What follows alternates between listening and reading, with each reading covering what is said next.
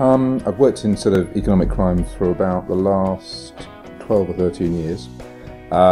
Currently, I work within the Economic Crime Training Academy within the City of London Police as a crime trainer, which I've been doing for about a year and a half. Prior to that, I was with the Metropolitan Police in the Economic Crime Command in a variety of roles.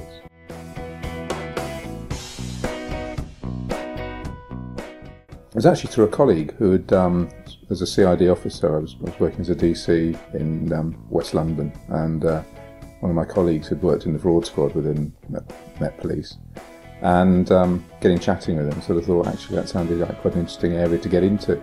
I was lucky enough to get onto a course while I was still a divisional CID officer, and just thought, yeah, this is what I want to be doing, and haven't really looked back.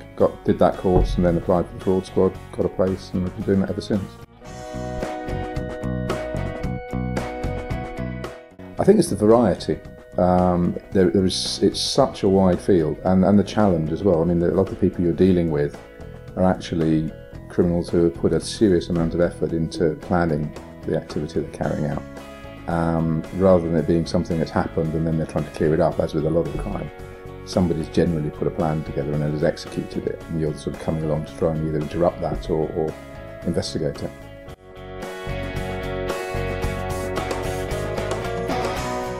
I think certainly tenacity, the ability to keep going even when there seem to be sort of quite insurmountable objects in front of you.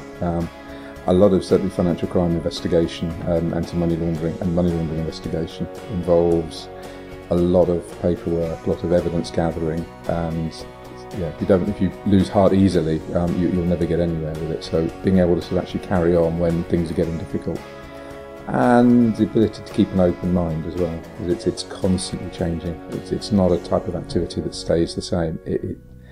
As new things are put in place, the criminals get round it. They'll be looking constantly for weaknesses in systems and processes, and they will find them. And if you're not sort of prepared to keep an open mind and keep looking, then they sort of will get even further ahead than they normally